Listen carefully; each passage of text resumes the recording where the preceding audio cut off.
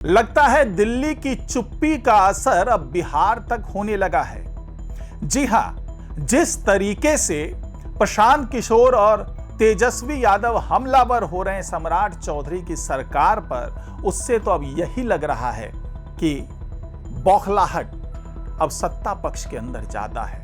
ऐसे में केवल एक नाम है जो सामने आता है, जो एनडीए की सरकार की नैया पार लगा सकता है, और वो नाम है नीतीश कुमार। अब वही नीतीश कुमार एनडीए की सरकार के संकट मोचन बनने वाले हैं और अक्टूबर से पूरे बिहार का दौरा करेंगे। तो किस तरीके से वो संकट मोचन बनेंगे? क्या सम्राट चौधरी के प्रति लोगों की नाराजगी को वो दूर कर पाएंगे, जैसा कि दावा किया जा रहा है विपक्ष की तरफ से, जैसा कि दावा किया जा रहा है प्रशांत किशोर की तरफ से? क्या वाकई अगर ऐसी नाराजगी है तो उसको खत्म करने की जिम्मेदारी भी नीतीश कुमार उठाने वाले हैं? सब कुछ समझेंगे आज की इस खास रिपोर्ट में, तो इसे आखिर तक जरूर देखिएगा। नमस्कार, मैं हूं डॉक्टर सुरजीत सिंह और आप देख रहे हैं YBN बिहार झारखंड। जी हां, नीतीश कुमार का बिहार दौरा अपने आप में बहुत ही महत्वपूर्ण होने वाला है, क्योंकि पहले यह कहा जा रहा था कि वो अपने बेटे को राजनीति में स्टैब्लिश करने के लिए ये बिहार दौरे का कार्यक्रम रच रहे हैं। लेकिन अब छन छन की जो खबर आ रही है वो कुछ और कहानी बयां कर रही है, और ये कहानी है पूरे एनडीए सरकार को बचाने की। ये कहानी है सम्राट चौधरी की गद्दी को बचाने की, और ये कहानी है निशांत कुमार को ज्यादा जिम्मेदारी देने की। जी हां, जिस तरीके से ये सारी चीजें चल रही है, उसमें अब नीतीश कुमार का ये बिहार दौरा अलग सियासी रंग लेता हुआ नजर आ रहा है। अब ये कहा जा रहा है कि प्रशांत किशोर ने जिस तरीके से बांकीपुर उपचुनाव में जीत हासिल करके सम्राट चौधरी को एक बड़ी चुनौती दे दी है, इस पूरी सरकार को एक बड़ी चुनौती दे दी है, उससे सवाल उठना लाजमी है। और नीतीश कुमार की बहुत ज्यादा सक्रियता बांकीपुर उपचुनाव में नहीं रही थी। उसके पीछे यह भी कहा जा रहा है कि नीतीश कुमार ये देख लेना चाहते थे कि उनके बिना ये एनडीए की सरकार आगे चल पाती है, एक चुनाव जीत पाती है, और वो भी चुनाव वहां की जो बीजेपी का गढ़ है। तो ये लिटमस टेस्ट की बात जो प्रशांत किशोर कर रहे थे, ये लिटमस टेस्ट नीतीश कुमार देखना चाहते थे। और अब जब बांकीपुर उपचुनाव में हार मिल चुकी है, अब जब बीजेपी की सरकार, या यूं कहें कि एनडीए की सरकार बैकफुट पर है, सम्राट की सरकार बैकफुट पर है, तो अब उसको बचाने के लिए खुद नीतीश कुमार पहुंच रहे हैं पूरे बिहार में। अब यहां पर कई सवाल उठेंगे कि एनडीए सरकार को बचाने के लिए नीतीश कुमार ही क्यों? अमित शाह क्यों नहीं? पीएम मोदी क्यों नहीं? जेपी नड्डा क्यों नहीं? नितिन नवीन क्यों नहीं? तमाम बड़े बड़े धुरंधर हैं, उनका नाम क्यों नहीं लिया जा रहा? नीतीश कुमार को ही क्यों आगे किया जा रहा है? तो इसका भी जवाब मैं दूंगा आपको आज की इस रिपोर्ट में। तो जिस तरीके से अक्टूबर से ये लगातार दौरा करने वाले हैं नीतीश कुमार, उसको लेकर के कई सवाल खड़े हुए।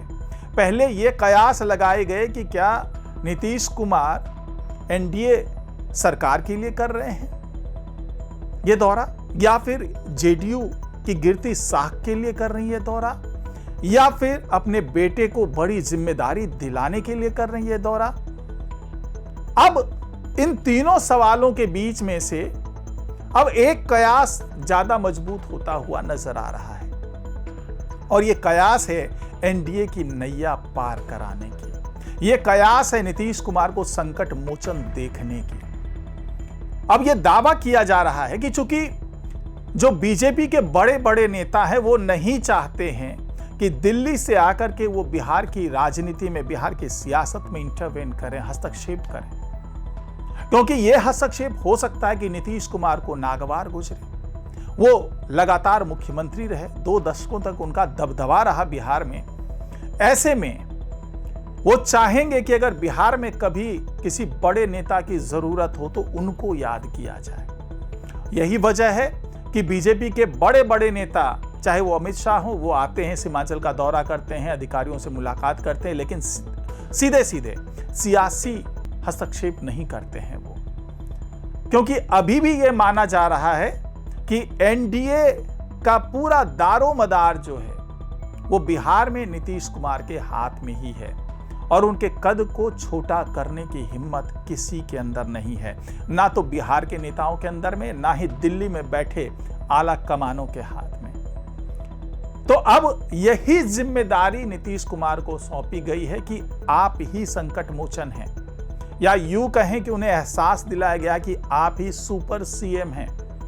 सम्राट चौधरी जो भी कर रहे हैं वो आपके हिसाब से ही तो कर रहे हैं। ऐसे में अगर सम्राट चौधरी के सरकार की फजीहत हो रही है तो उसको उस फजीहत से उबारने की जिम्मेदारी भी आपकी है। और दूसरा जो एक कह ले कि दूसरे कयास की बात कर लूं मैं, तो यह कहा जा रहा है कि जिस तरीके से सम्राट चौधरी के ऊपर सवाल उठने लगे हैं और दिल्ली में यह जोड़ घटाव हो रहा है कि क्या सम्राट चौधरी को रिप्लेस किया जा सकता है, क्योंकि प्रशांत किशोर मोर्चा खुल के बैठे केवल सम्राट चौधरी के खिलाफ। उनको सरकार से दिक्कत नहीं है, लेकिन सम्राट चौधरी से दिक्कत है।